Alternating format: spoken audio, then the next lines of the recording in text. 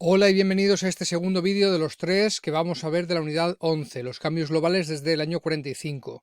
Hoy lo vamos a dedicar a ver el nacimiento, desarrollo y crecimiento de la Unión Europea, el marco internacional, la entidad supranacional en la que se inscribe España hoy en día. Comenzamos. Ya estamos aquí con nuestra portada que viene a reflejar Europa, la Unión Europea que vamos a ver hoy, cambios globales, últimos acontecimientos mundiales como el 11 de septiembre, los últimos presidentes de Estados Unidos, un poco de lo que va esta unidad. Vamos a explicar ya qué es la Unión Europea, que es esa unión de estados europeos que surge en la segunda mitad del siglo XX. Vamos a ver primero sus precedentes. Antes de que exista la Unión Europea, existieron otras entidades que dieron luego lugar a ella. Esto comienza en el año 51 con la firma del Tratado de París. Esto comienza en el año 1951 con la firma del Tratado de París.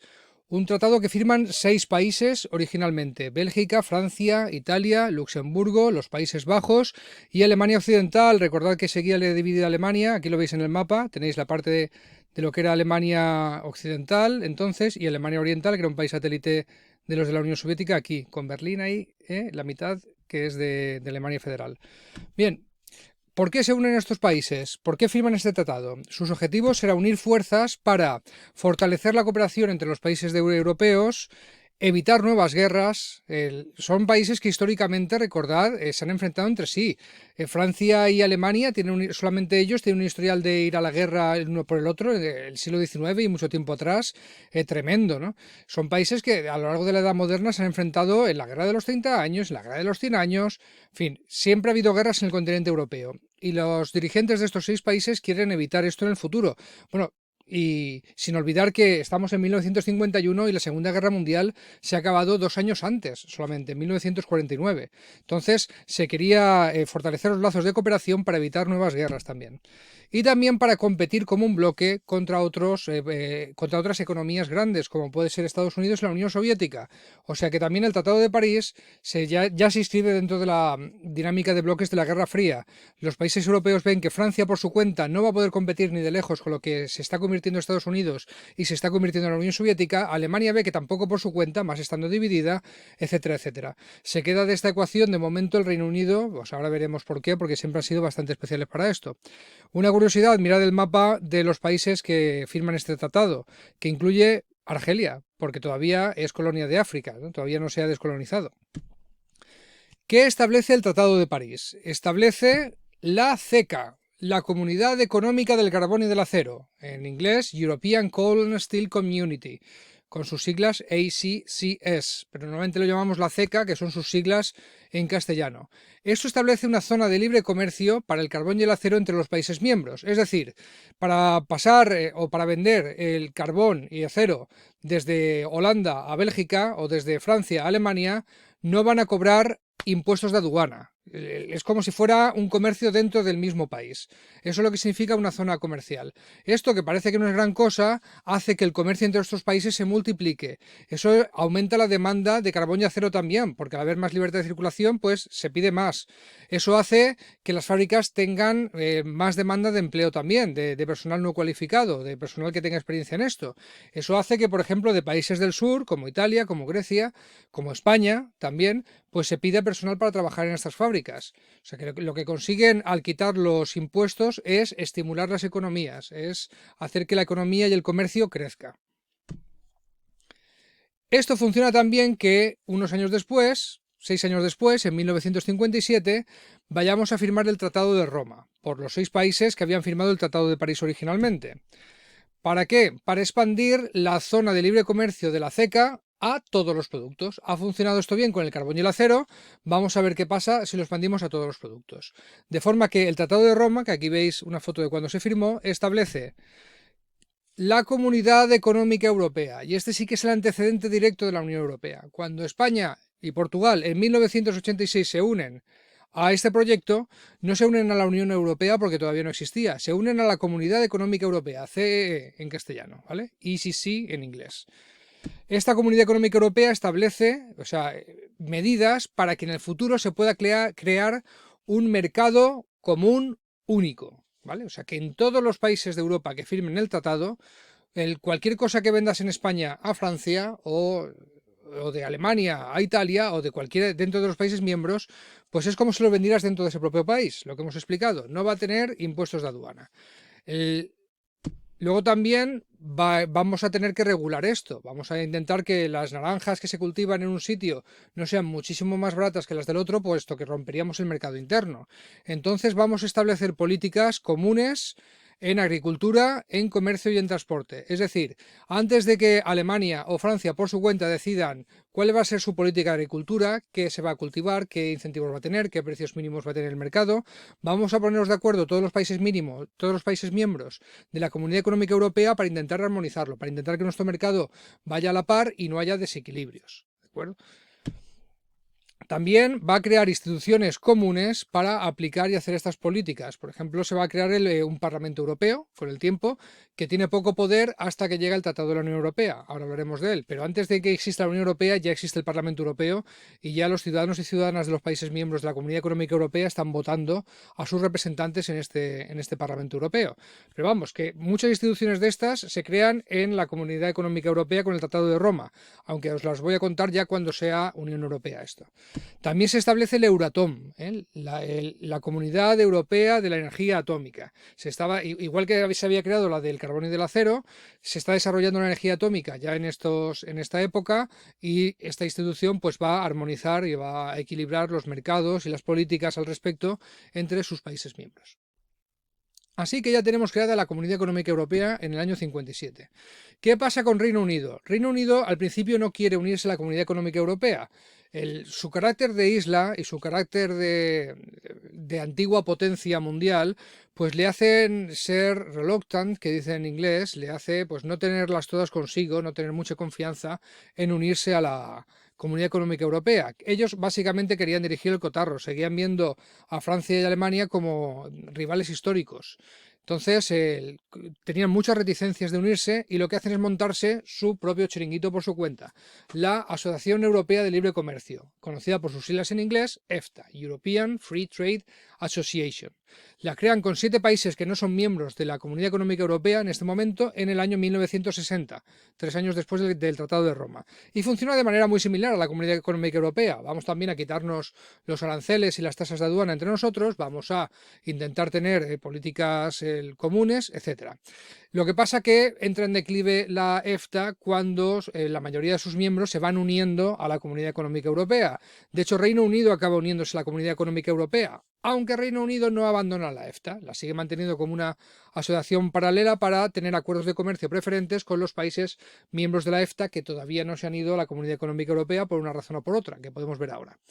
Hoy la EFTA sigue existiendo con 4 miembros, con Islandia, Liechtenstein, Noruega y Suiza, son actualmente los miembros de la EFTA, países que no están en la Unión Europea, no se unieron nunca a la Comunidad Económica Europea y por diferentes razones no están en la Unión Europea. No sabemos si ahora con el Brexit, que se ha salido Reino Unido de la Unión Europea, volverá a la EFTA, ¿no? Cosa que puede parecer probable. Pero en fin, en estos 4 países pues siguen teniendo acuerdos comerciales preferentes entre ellos. La Unión Europea. ¿Cuándo comienza la Unión Europea, que es la institución que conocemos hoy en día? Nace en el 1992 con el Tratado de la Unión Europea, también llamado Tratado de Maastricht, porque es el nombre de la ciudad holandesa donde se firmó, donde tuvo lugar lo que ocurre en esta fotografía, que todos los países que entonces eran miembros de la Comunidad Económica Europea, incluido España, que ya estaba entonces, firman el Tratado de la Unión Europea y nace esta institución, la cual establece el mercado único europeo, el que se intentaba crear a través de la Comunidad Económica Europea. La diferencia es que la Comunidad Económica Europea estableció medidas para hacer posible este mercado común único. El Tratado de la Unión Europea de Maastricht lo establece, lo acaba de establecer. Este mercado único también es el primer paso para tener una moneda única. Recordad que antes de que adoptaran el euro varios países de Europa, cada país tenía su moneda, la lira en Italia, la peseta en España, el franco en Francia, el marco en Alemania, etcétera, etcétera.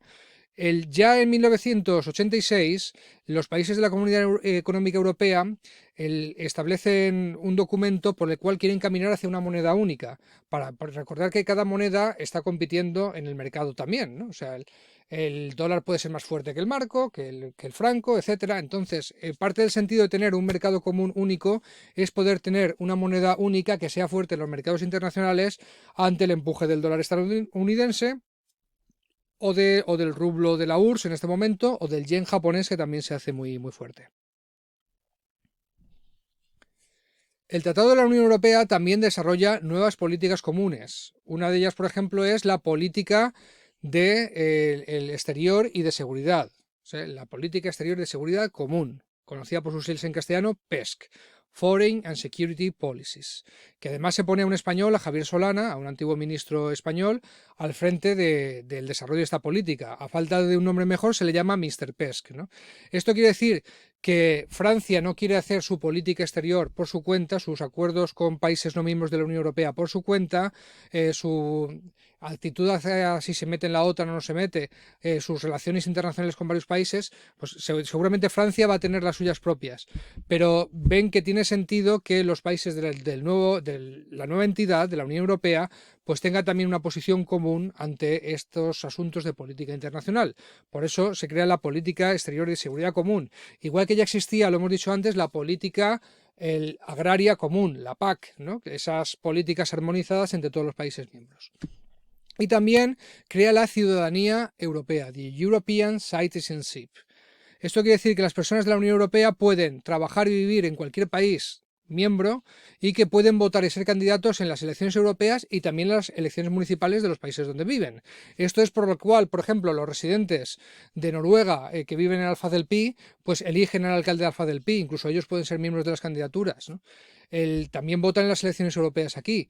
Lo que no votan de momento es en las elecciones de España para el Congreso de los Diputados, por ejemplo. Sobre la ciudadanía europea, otro de los aspectos donde la podemos ver en acción es en el mundo del deporte. Desde los años 90, un ciudadano o ciudadana de la Unión Europea no puede ocupar plaza como jugador extranjero o jugadora extranjera, por ejemplo, en un equipo de fútbol o de baloncesto. Esto viene por un futbolista que se llamaba Bosman, que denunció las trabas que se estaban poniendo para pasar de jugar a un equipo belga de su país a un equipo de Francia. Él venía a decir, si los dos son equipos de lo que entonces es la Comunidad Económica Europea, ¿por qué están poniendo trabas al movimiento de trabajadores? Yo que soy un trabajador del fútbol, ¿no? Que están pidiendo mucho dinero por el traspaso. Llevó su caso a los tribunales europeos, que ya existían, y además el caso se alargó, porque como todo proceso judicial pues, importante tarda mucho tiempo, y después de haberse firmado el Tratado de la Unión Europea y de haberse creado la ciudadanía europea, el tribunal falló a favor de Bosman y además estableció que, de acuerdo con el Tratado de la Unión Europea, pues un señor de Francia, por jugar en un equipo de fútbol de España, no debía ocupar plaza de extranjero. Entonces, los clubes podían tener un máximo de 3 jugadores extranjeros y los países de la Unión Europea contaban como extranjero.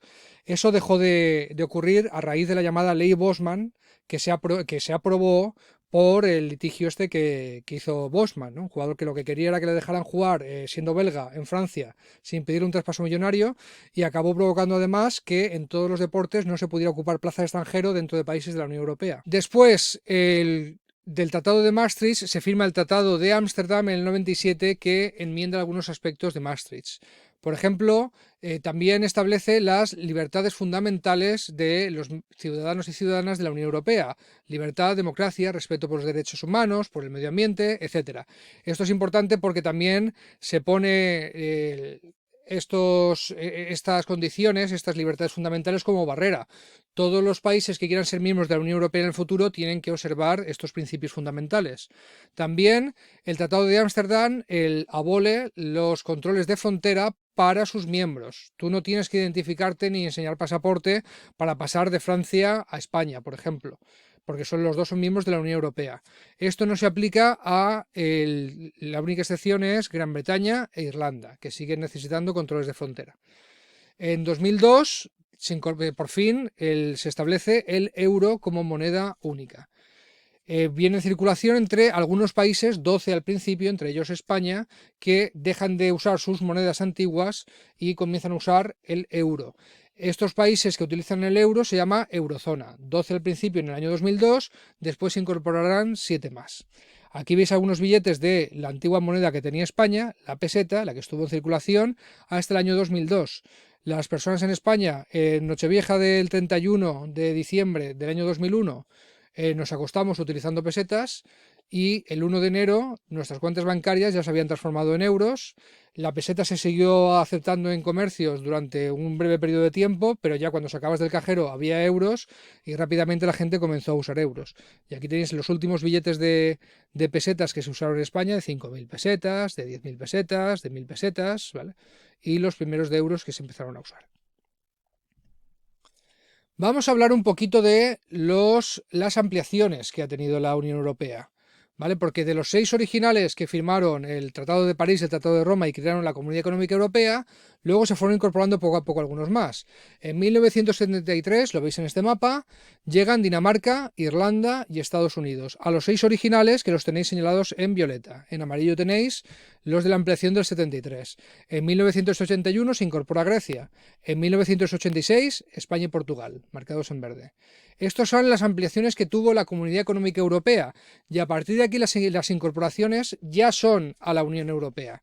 Todos los países, los 6 originales, más los del 73, 81 y 86, eran miembros de la Comunidad Económica Europea, firmaron el Tratado de Maastricht y se convirtieron en los países fundadores de la Unión Europea. Pero la cosa no se quedó allí, porque conforme iban avanzando en regímenes de democracia liberal y economía de mercado, los antiguos países de Europa del Este, pues fueron solicitando su incorporación a la Unión Europea. En el 95 se incorporan Austria, Finlandia y Suecia. Fíjate que se incorporan todos los países de Escandinavia menos Noruega, que se va a seguir en la EFTA. Noruega es un país que vive sobre todo de la pesca, y las cuotas de pesca que iba a imponer la Unión Europea para armonizar el mercado, para que se equilibraran la pesca de otros países costeros como Francia, Portugal, España, con los de Noruega, pues se echaron cuenta los noruegos y pensaron que no les iba a salir a cuenta, que ellos preferían seguir teniendo su propia política pesquera y no someterse a las de la Unión Europea. Así que nunca se han unido a la Unión Europea. En 2004 vienen 10 países procedentes, la mayoría de Europa del Este. Las 3 repúblicas bálticas, Estonia, Lituania y Letonia. Hungría, las islas de Chipre y Malta. Polonia. Los 2 países que antes eran Checoslovaquia, la República Checa y Eslovaquia. Estos 10 se unen a la Unión Europea de golpe. En 2007, 2 países más del este, Bulgaria y Rumanía. En 2013 se une el primer país de la antigua Yugoslavia, el Croacia. Después tenemos que hablar y estas son todas las incorporaciones que ha habido hasta ahora a la Unión Europea. En el mapa además tenéis marcados con este simbolito, con una monedita, los países que son miembros de la eurozona en la actualidad. Tenemos que destacar que este año, el 31 de enero de 2020, después de un proceso largo, el Reino Unido ha abandonado la Unión Europea, el llamado Brexit, ¿no? La exit de Britain, gracias a un referéndum que se convocó unos años antes y que ganó por un estrecho margen la opción de Leave, de European Union, en contra de Remain. Yo recomiendo mucho, que os lo he puesto en materiales recomendados, una película de televisión que está en HBO, que se llama Brexit, que analiza la campaña de la gente que se quería marchar y también un poco lo que se ha descubierto, los escándalos de manipulación informática para orientar la opinión pública hacia la posición de abandonar la Unión Europea, ¿no? El futuro es un poco incierto para el Reino Unido, que ahora tendrá que enfrentarse a tener acuerdos con la Unión Europea, si es que consigue realizarlos, para mantener algunas de las muchas ventajas que tenía su ciudadanía por ser miembros de la Unión Europea. Pero también el tema de que haya ganado una opción como el Brexit, que tiene poco, digamos que tiene poco de racional, mucho de emocional, pero poco de comparar datos para poner una balanza por qué es bueno para mi país o para mi sociedad estar en la Unión Europea o no, pues es algo que da mucho que pensar. Por eso es una película que os recomiendo mucho. En el futuro la Unión Europea se ampliará. O eso parece. Desde luego hay muchos países como Serbia, como Turquía, que quieren ser miembros de la Unión Europea y ya han han solicitado incorporarse. They have applied for membership, que diríamos en inglés. Las condiciones ahora mismo para ser miembro de la Unión Europea son las de tener una economía de mercado, una democracia estable, un Estado de Derecho, el the rule of law, que dice en inglés, y la aceptación de toda la legislación de la Unión Europea. Esto de tener una economía libre de mercado, el que tu sistema económico esté escrito en piedra, que no dependa de lo que esté votando la gente en cada momento en tu país, pues es un aspecto que se critica de la Unión Europea, que no se ha construido solamente como una unión política, sino como una unión económica solamente entendida desde el punto de vista neoliberal, ¿no? De la gente que hoy en día está a favor de una economía de mercado. Es verdad que hay otras opciones de economía de mercado, como la socialdemocracia, pero los documentos de la Unión Europea cada vez están más avanzando hacia apuntalar el aspecto neoliberal de la misma. De hecho, hubo un intento de hacer una constitución europea a mediados de los años 2000. España tuvo un referéndum para ratificar esta constitución europea. Se votó a favor en España, el referéndum salió que sí. Entre la gente crítica que defendía el voto en no, pues estaba la gente que decía que esa constitución consagraba que la Unión Europea siempre tenía que ser neoliberal en lo económico, ¿no? Y con poco margen a otras opciones, da igual lo que votara la gente. Finalmente no se aprobó la Constitución Europea, no tenemos una Constitución Europea como se intentaba tener, porque algunos Estados miembros lo rechazaron. El caso más notable, el de Francia, ¿no? Se rechazó precisamente porque estos aspectos críticos sobre cómo se apuntalaba en piedra un sistema económico o una determinada opción económica, pues pesaron en esa votación. Y como no todos los Estados lo ratificaron, pues el proyecto de Constitución Europea no salió adelante. Es paradójico porque hoy en Alicante tenemos todavía una plaza en la playa de San Juan dedicada a la Constitución Europea, ¿no? a una entidad que no existe. Eso supongo que se corregirá en no muy lejos, ¿no? Pero se puso esa plaza cuando se aprobó cuando se ratificó por parte de España la Constitución Europea, pero finalmente no llegó a entrar en vigor porque otros estados la rechazaron. Vamos a hablar de la Unión Europea hoy, sobre todo de sus instituciones, un poco por encima para que las conozcamos y sepamos sus funciones. No os voy a hablar de todas, os voy a destacar 5: el Parlamento Europeo, el Consejo Europeo, la Comisión Europea, el Consejo de la Unión Europea y la Corte Superior de Justicia de la Unión Europea. ¿De acuerdo? El Parlamento Europeo se elige por toda la ciudadanía de los países miembros de la Unión Europea. Gracias al Tratado de Lisboa del año 2007, que aumenta bastante su poder, el Tratado de Lisboa de 2007 es el que establece estas instituciones que os acabo de decir, el que marca lo que tienen que hacer. Algunas existían de antes, pero tenían unas funciones un poco distintas. El Parlamento Europeo ahora tiene un poquito más de poder y de funciones de la que tenía antes. Entonces ahora sí que aprueba leyes y también el presupuesto europeo. Y cada país, miembro de la Unión Europea, tiene un número de europarlamentarios y parlamentarias en proporción a su población. El Consejo Europeo reúne a los jefes de Estado y de Gobierno de la Unión Europea, ¿no? En el caso de España, pues va el rey, que es el jefe del Estado, y el presidente del Gobierno. En el caso de Francia va el presidente de la República y el presidente del Gobierno, ¿no? Etcétera, etcétera. Y diseña las políticas generales de la Unión Europea. La Comisión Europea funciona como un Consejo de Ministros europeo, ¿no? Tenemos a un comisario europeo de Agricultura, una comisaria europea de Asuntos Sociales, es más o menos cómo funcionan los ministros. Se le da un área delegada del gobierno, no hay un gobierno europeo per se, pero sí que hay una presidencia de la Comisión, que es lo más parecido a un presidente de Europa que tenemos ahora mismo, y esa especie de ministros europeos que ejecutan y funcionan como poder ejecutivo de las políticas de la Unión Europea de esas ramas. El Consejo de la Unión Europea, no confundir con el Consejo Europeo, reúne a los ministros de gobierno de todos los países miembros y, igual que el Parlamento Europeo, tiene que aprobar leyes y el presupuesto de la Unión Europea. Y luego tenemos el Tribunal Superior de Justicia de la Unión Europea, en el cual hay un juez por cada país miembro y que funciona, pues eso, como un tribunal superior. Cuando tú tienes un problema, no estás de acuerdo con una sentencia de un tribunal de tu comunidad autónoma, por ejemplo, o de tu ciudad, pues lo llevas a la comunidad autónoma. Cuando no estás de acuerdo con esa sentencia, puedes apelar al Tribunal Superior de España, ¿no? Y cuando no estás de acuerdo, pues puedes ir al Tribunal Superior de la Unión Europea, como hay gente haciendo ahora. Una cosa que os quiero destacar, esto puede causar confusión. Está el Consejo Europeo, este que os he marcado aquí, el de los jefes de Estado y Gobierno. Está el Consejo de la Unión Europea.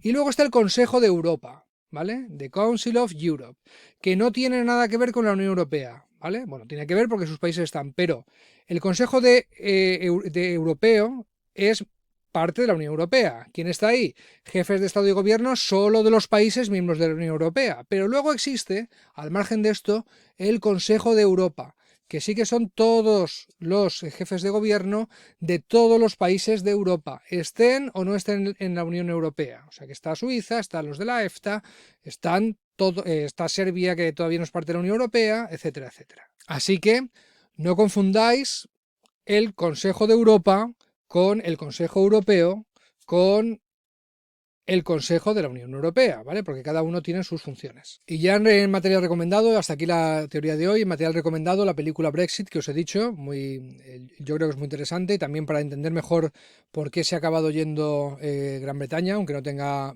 mucho sentido desde el punto de vista racional.